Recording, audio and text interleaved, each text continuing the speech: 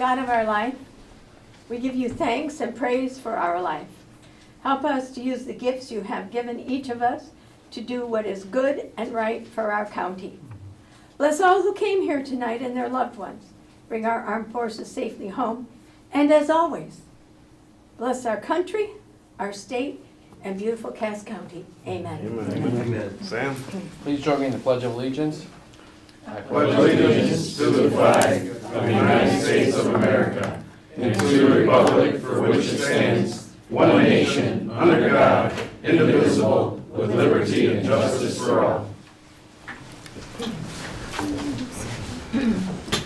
Roll call, please. Commissioner Leyland. Present. Commissioner Lawrence. Present. Commissioner Locke. Here. Chair Jones. Here. Commissioner Howie. Commissioner Barrera. Present. Commissioner Marquetti. Here. And Commissioner Lee. Here. All right. Commissioner Howie, I talked to her. She's got a very, very valid reason she's not here. So we're not excused or unexcused because we do what we want, but I want to put that plug in. She's not neglecting her duties. All right. Good evening, everybody. Before I open the floor up for public comments, I only see 2 people from the public, really, and I don't have to warn anybody like I normally do, except for maybe Jerry. Don't get up there acting crazy, Jerry. You got 3 minutes. Other than that, open the floor up for public comment. All right, floor is now closed for public comment. That was quick. Number 6. Do we have any additions or deletions to the agenda? Mr. Chairman, Yes, sir. I would like to remove item 14A from the agenda. That is done. Mr. Chairman, Yes, ma'am. I would like to add under new business, a brief discussion on the cow, Committee of the Whole. And it'll replace A. A, Yeah, sure. all right. Done. All right. Anything else? Commissioner Lawrence. I make a motion to approve the agenda as amended. Second. You have a motion on the floor in support. Is there any discussion? Hearing none, all in favor say aye. Aye. Any opposed? Motion carries. No recognitions, but we do have Scott Wyman, the Parks Director, for a presentation. And we have a previous agreement that we're going to keep between us. I hear you. All right, How about that? you are up. Before I introduce the true stars of this presentation, the Maple team from AmeriCorps, I just want to say one of the things that I'm most proud of are the partnerships that we have built throughout the community. Organizations such as Great Start Collaborative, Friends of the Cass County Parks, Michiana Jeep Club, Cass County 4-H, and members of the COA, just to name a few. Without these partnerships, we couldn't do what we do for the community. As I said, I got a call, probably early spring, from Amber Grundy, CEO, PhD CEO of Riverbend Campfire. She is the leader of Camp Tananduna, which is just south of Lawless Park on Birch Lake. And she said, how'd you like to partner with the AmeriCorps organization? I'm like, what is that? And so she gave me a brief overview, and I said, sure, we're always willing to try new things. So lo and behold, we didn't qualify for the spring group, but we did qualify for the fall group. So lo and behold, seven members from the AmeriCorps team Maple came to Lawless Park for 2 weeks at the end of September and 1 week in October to work on various projects. And they exceeded by far my expectations, not knowing exactly what to expect. They did everything from cutting back all our trails. I mean, we have 10 miles of mountain bike trails, 7 miles of hiking trails. They got through half of the disc golf course. They rebuilt part of our boardwalk that was in bad need of repair. They did painting. They worked on our paved trail. They did just a variety of projects that to be honest with you, we didn't have the manpower and the time. The things they did in 3 weeks would have taken us so many more hours and days to do. So if you want to put a volunteer equivalent for the time that they spent in Lawless Park, you're looking at over $20,000 worth of work at the park. So they worked at the Harvest Festival for us. They stood in the downpour for the Sand Hill Crane Half Marathon and helped. They were course marshals, and they were out there making sure everybody was safe. And they also worked for the historical commission Harvest Fest at Russ Forest. They helped park cars. Whatever I've asked of them, they've done. They were on time, they were courteous, they worked hard, and about all I had to do was provide some snacks every once in a while, right, guys? So I'm gonna let them come up and talk, but I wanna thank Ambrosia for the wonderful stories she wrote about these young people, and we truly are. I said this, I think, in the article.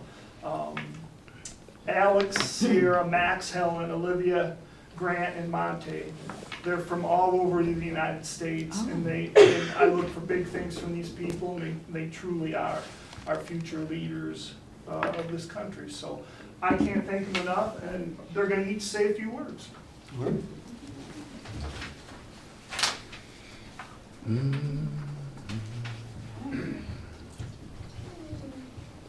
Alrighty. So, hello. My name is Sierra Jones. I am 19 years old, and I'm from Las Vegas, Nevada. Back in February of this year, I joined AmeriCorps. And what is AmeriCorps, you may be asking?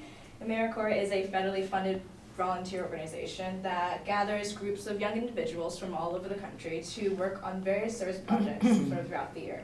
So from this year, I've been to Illinois and Iowa and Indiana. I've been to Michigan, the Upper Peninsula. I've been to Ohio and some parts of Tennessee.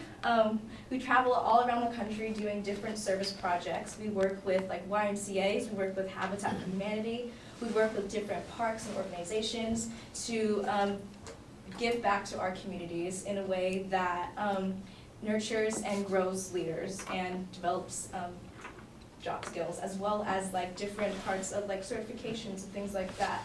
Like for example, in my previous project, I was working in Cincinnati, Ohio, and it was with the Community Action Agency, and our role in that role was to build wheelchair ramps to assist like elderly communities, as well as assisting in like home repairs, like installing ceiling fans for like elderly citizens, things like that nature. And with that sponsor, I was able to receive an OSHA 10 certification. So yes, AmeriCorps, our National Civilian Community Corps, which is the program I'm part of, provides all of our housing, all of our food, all of our travel. It's a wonderful way if you're a young adult and you want to put your life on pause, but just a year to give back to your community.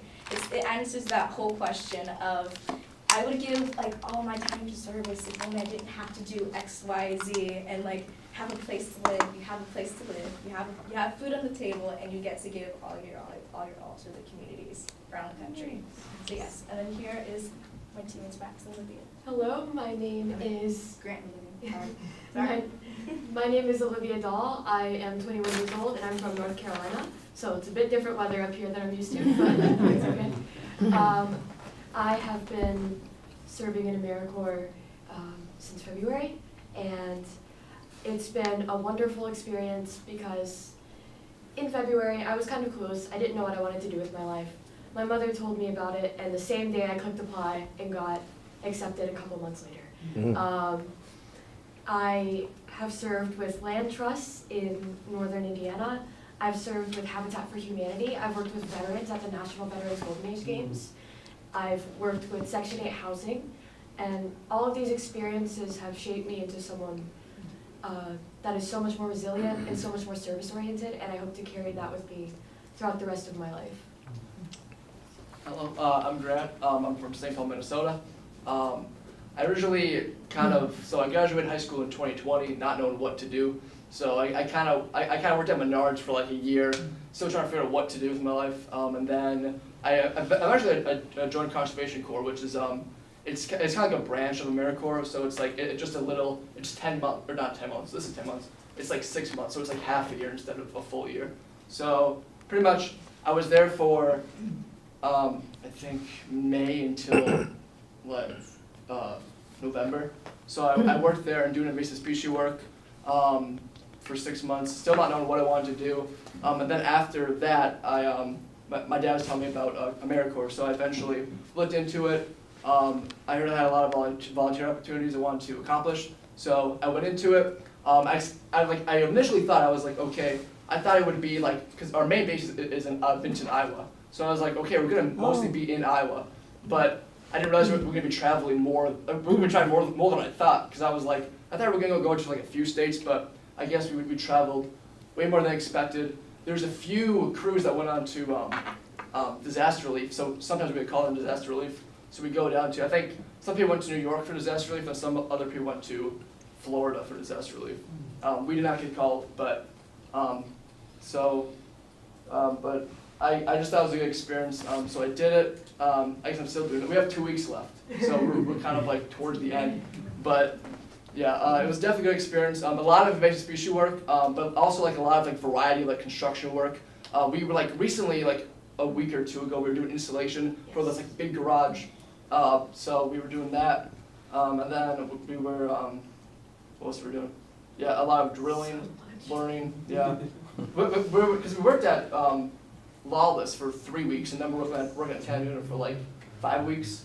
So yeah, but we've been doing a lot of variety of stuff. But it's definitely helped me like the outlook on life and just learning new things, new perspectives. So, yeah. All right, thanks. Thank you. Hey, how many of you all is it all together? 7? I'm 7. There's 7 of us. Who's in charge of you all? Miss Jones is? No, our team leader Alex, he couldn't be here today. Oh, well, we've got 7 pins for you all. Oh, thank you. We'll give you- Yeah, good. And I would also like to say, they started out as simple volunteers for the Cass County Parks, but when they left, 3 weeks later, they were friends. We're friends. Oh, nice. I think that's Yeah. the biggest thing for me, is I Nice. gained Get some up new there, take friends a, from all over let's the get a country. picture. Let's get a picture. Get up there, Scott. Okay, yeah. They were also, we also have some people a person from California, Chicago, like we said, Minnesota, North Carolina, Las Vegas, and New Jersey, and Maryland as well. So, yeah, Yeah, you know I like to talk, especially about.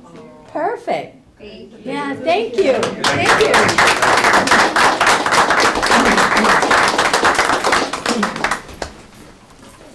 That's great. That was great. Yeah. You can come rake my leaves next at my house. I ain't paying you $20,000. All right, Vice Chair Leyland. Number 10, the proposed consent agenda. I move the above listed items be voted on at one time by roll call vote and be considered as a consent agenda by the Board of Commissioners. Second. We have a motion on the floor and support. Do we have any discussion? Shouldn't. We had a long cow.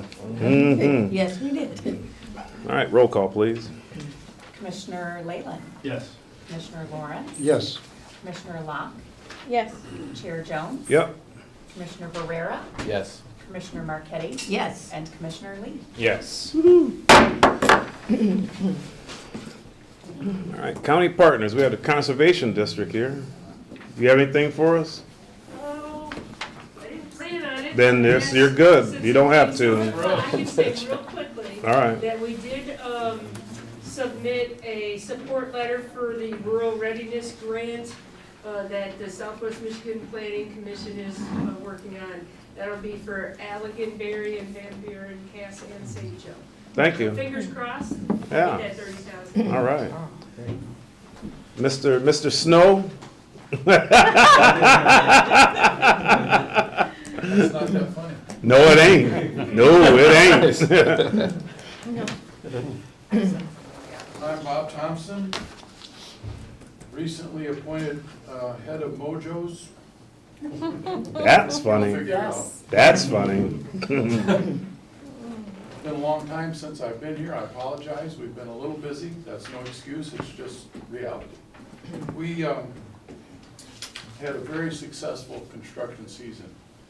I wondered when we began the season if we would get it done, but the guys didn't let us down. We got it done.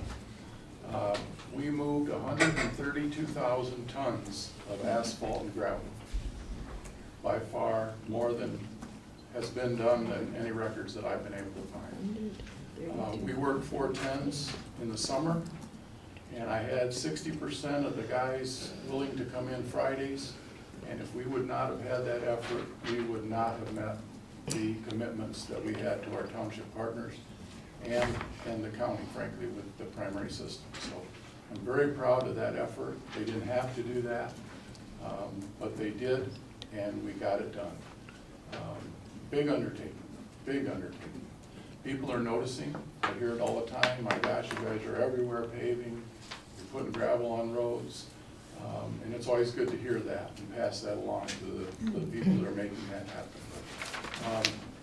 The roundabout, of course, is 3/4 done. Most people that provide input to us tell us that we shouldn't have built it because we didn't finish it.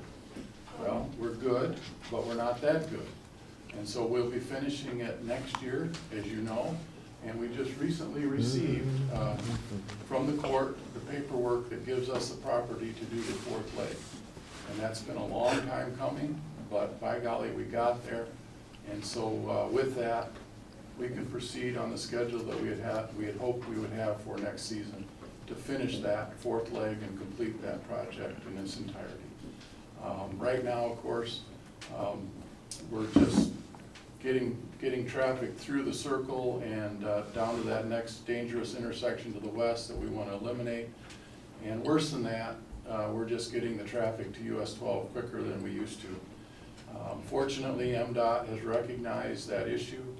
As you know, they'll be putting a light in there, which will be a temporary solution, and they're budgeting for a roundabout at Gumwood and 12.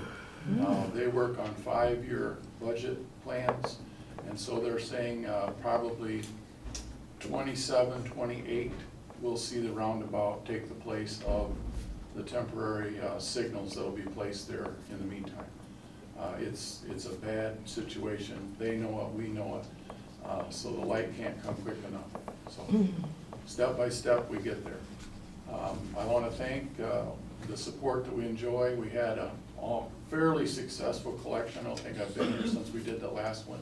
Got a little wet, but we had people that were willing to stay the course, and we did get quite a bit collected. I think hazardous waste was pretty decent.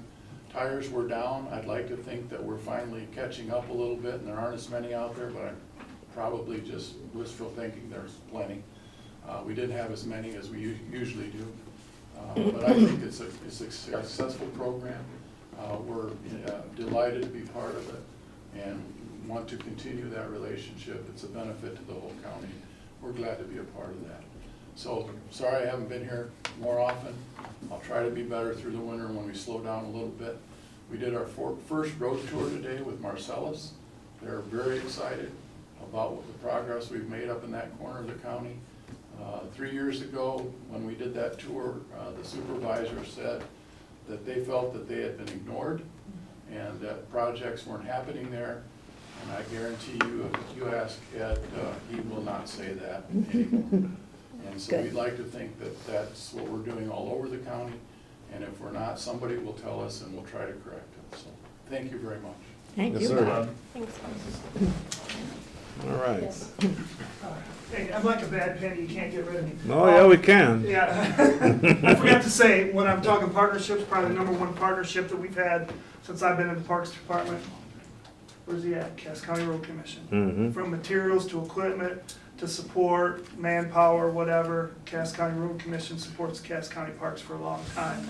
Case in point, we had a terrible water problem on our boat launch on Birch Lake. I needed the road commission's help. It was coming off the road, down the parking lot, and big washout and stuff. Well, like they do so many times in so many areas, they went above and beyond and repaved that parking lot. And I can't tell you how nice it looks, and it's really gonna solve the problem. It was a big problem. And again, Cass County Road Commission. I forgot to Thanks. mention. Yep. Yeah, thanks. Yeah, thank you. All right, elected officials. Judge Beeler. You didn't have to go first. Hi, everybody. I do it at random, I I just promise. wanted to say two things. We had our first meeting of the opioid advisory committee earlier this week. That was awesome. And I'm the chair, and Bob Weber from Woodlands is the vice chair, so you'll be hearing more from us. So we're really excited to get to work on that. And then, I don't know if you all see the advertising, but I had just seen something flash up today about the book. There's a walk through the woods and you get a free book, Brown Bear, what do you see? And it's a partnership, I think, between the Great Start Collaborative and the parks. That is so awesome to combine nature with our kids. They get a free book, so we should make sure that that information, I don't know if it's already given to our social media person, but we should get that out there because there's multiple dates. And if you take your kid there, you get a free book and you get to go on a walk through the woods, which little kids love that. So, and I know we want to be family friendly in Cass County, so it's really important to get the news out about that. And so if somebody else was going to talk about that, I didn't want to steal their thunder, but I thought we should make sure Ambrosia has that information. So anyway, that's all I have tonight. Thank you. Thanks. Hopefully not come across a bear. Yeah, that would be bad. Monica. I have nothing. All right. Our favorite sheriff. And the only sheriff. Well, you know, that was implied. We've been talking about this tower project. We had a nice little celebration of the completion of the tower project. I appreciate Matt and Roseanne coming down to join us, and I employed Roseanne to be the photographer. And if you go to our Facebook page, it just got posted on there, the Good. photos and the narrative, but it was good. Good. Good project. The one thing I learned is this is the first time in Michigan where two counties got together on a project like this and split it 50-50. Wow. Pretty big deal, if you think about it, and I give the credit to St. Joe County, it was their idea, but then it became our game because the tower got moved into Cass County, so kind of proud of that fact that we got it done. The people from the state of Michigan, the radio system, and Motorola were also impressed, and they said it was a very smooth process, that in collaboration with 5 Star Life out of Union, where we put the tower. It's real happy that that got completed, and it's working well, so thank you. Thank you for getting the salary committee meeting scheduled for next week. I appreciate that, so we can discuss a few items. And but I do need a capital projects committee meeting. The jail is now starting to falter. We have cameras that are not being able to be monitored, and these are items that can't be fixed without major upgrades. So we need to move forward on that as soon as possible. If you could get that scheduled. So I was up in Control the other day, and one of my older officers came up for retirement, because I had a person retire this week, by the way, Corrections Officer Ken Levita.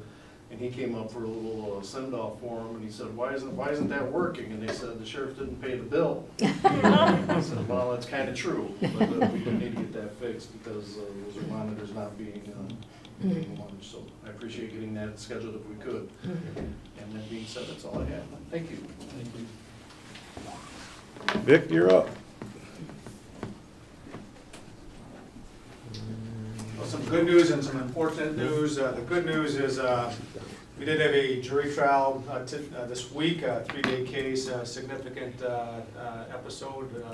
An individual who had raped his home health care worker, and again, she obviously reported it, and it ultimately went to trial. He was charged with criminal sexual conduct in the 3rd degree, something obviously clearly against her will. Very traumatized from it and so forth.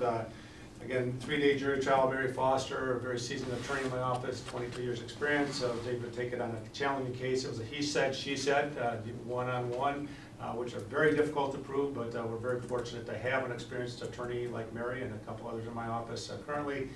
She was able to secure a guilty verdict as charged on that case. The jury was back in about an hour, and that's what happens when you have good seasoned attorneys that know what they're doing on those cases. So it was very, very happy to have that for the victim. As Mary said, the victim, you could see that it literally changed her life, the look on her face after the verdict came back. So very pleased with that result. The unfortunate news is we have lost one of those important seasoned attorneys in our office. that again allows us to, having seasoned attorneys allows us to sustain what we need to do for public safety. Ryan Funk has left after 4 years. We tried to do a number of things throughout this year that he said would have kept him here in the county. Those things didn't happen. It started in January and never did occur. And so we reluctantly said he just had to leave because again he had getting married, buying a house, things of that sort. Wanted to stay in Cass County as a prosecutor, but again certain things didn't happen that would have resulted in that happening. So Ryan is going on. Last year we were down in my office about 40% of my attorneys for most of the year. We're now down again 20% with the loss of Ryan, and in that situation, last year, as you recall, it took 6 months before we got any applications for an assistant prosecutor for 2 openings that we had. So we're hopeful that it won't be as difficult as that this time around. And again, this is a statewide and a national problem, one that again I've talked with many of you about, but one that we can't put our heads in the sand on it, and we have to ask what are we going to do about it, not just say let's ignore it. We and my staff, in the last 18 months, I've lost all 5 of my assistant prosecutors have left and had to be replaced. And 3 of the 5 were replaced by me going out and recruiting individuals for these positions. So we'll continue to do our job and do it the best way we can. We appreciate the support we get from you on things when that does happen.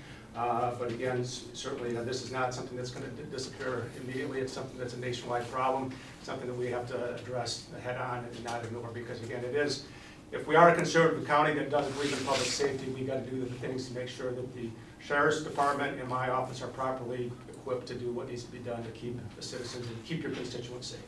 Thank you. Hey, Vic, I've got a question for you before you leave. The rape case, how long did it take between the time it was reported to the time it gets to the courts? This is about a year. It happened last year. Man, is there a, Last August. Is there a, because I remember in the past there was like a backlog of that because of the kits and reporting. Is that still an issue? Kits, with the crime lab reports Yes, and so sir. forth. Yeah, that still is a challenge. Again, they don't have as many crime laboratory scientists at the Michigan State Crime Lab that they would like. But again, in this case, that didn't impact it as far as this one we were fortunate to get back fairly quickly. Then you are correct that DNA did help confirm that he was the individual that did this. Took away, any claim that he didn't do it. But again, so yeah. Overall, there was a huge backlog about 5 years ago. That backlog has decreased. And also, too, again, maybe with a positive note, too, our COVID backlog, we're doing much better than many counties around the state. I know that, and I've talked with Roseanne about this a little bit. It's a little bit disheartening, and I know I've mentioned it to some of the others, too. The legislature in the state of Michigan has, obviously you know that the public defenders, indigent defense, got about $250 million to help on that side of the ledger. They gave $20 million to prosecutors last year, and all of it went to prosecutors' offices that were in larger areas that had indicated they had COVID backlogs. We took care of our COVID backlog without any of that money. We were able to, we're now back to where we were pre-COVID as far as case flow is concerned, which is a good thing. I think it's a real credit to the attorneys and the staff in my office that despite the people we've had with turnover, we were able to do that. But again, of that money, one office alone got $10 million of that $20 million, and I think there were 6 to 7 offices that got all of the $20 million, and the rest of us got nothing. So, And you said towards the end of your report that it is a statewide, a nationwide problem. What is that? The APAs or the not being able to hire people or attract people? What is the, what's that? All the above on that, Jeremiah. There's, for instance, and I've mentioned this to some of you in the past, I've been doing this for 40 years now, and for probably 38 of those 40 years, of the 83 counties, we have a newsletter that goes out and indicates, what offices are looking for assistant prosecutors, and normally it would be 3, 4, sometimes 5 offices of the 83. The beginning of this year, it was 43 of the 83 offices were looking for assistant prosecutors, this month, I checked again, it's 44 offices. There are actually some offices now They don't even have an elected prosecutor because, again, there's not as many people coming out of law school. The indigent defense is making 2 to 3 times as much as assistant prosecutors are making. All of these things are extremely challenging and daunting, and it's not just a Cass County problem or a Michigan problem, it's around the nation. So that's obviously just a challenge that can't be ignored. The concern is, for a county such as this, if the prosecutor's office gets so underwater, the attorney general steps in. For instance, there's 2 prosecutors' offices up in the Upper Peninsula. Now the attorney general has stepped in and taken over those offices. So instead of the local elected prosecutor making the decisions that are what the constituents of that county would like to see happen, it's Dana Nessel making those decisions and so forth. So it's nothing that we want to disregard. We want to make sure we have a strong, robust law enforcement here in Cass County, including the prosecutor's office, so that we can determine our own fate rather than having Dana Nessel be the arbiter of what happens in Cass County. Thank you, sir. Thank you, Victor. All right. New business has changed. Roseanne, you have the floor. Oh, thank you. Just briefly, I'd like to talk about the Committee of the Whole. I have some real concerns that we could be doing a whole lot better job with the Committee of the Whole. We had an almost 3-hour Committee of the Whole, our last one, and we had 3 presentations, and I know that they were limited to 10 minutes, but when we had 3 people who came in, they were all well prepared. They're all part of our county. They're all part of our villages, and I don't feel like that we were fair to them and we weren't fair to us, because it just took so long. One of them was late because she got lost.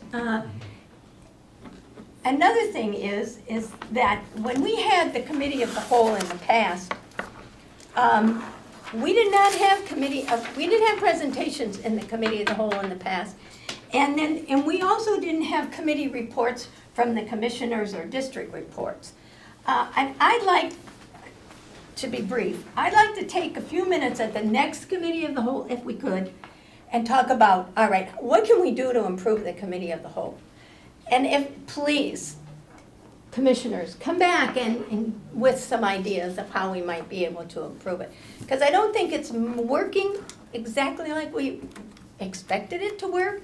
And that last Committee of the Whole was just, it just was too long, first of all. And so if you would do that, I would appreciate it. I think we all would appreciate it. And anybody who was there 2 weeks ago, I'm sure you understand what I'm talking about.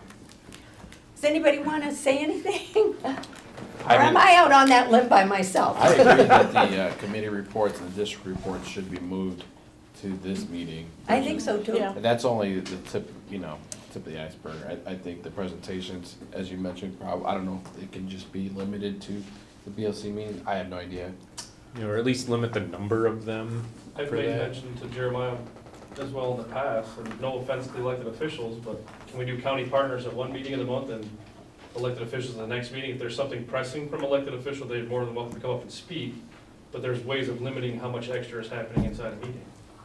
Yeah, because we're getting ready to conclude this meeting. It's gonna be 40 minutes. Yeah. Right, Quick. yeah. Yeah. So. Oh, I think that's a good idea to move some of this stuff too, right? So we're just making a topic for the next committee of the whole and have a discussion on it. Yes. And I would say some of those presentations can be sent in an email. Because some of the ones that they being up there, I didn't get nothing more out of hearing them talk that I couldn't have read myself. It's almost insulting. I can read.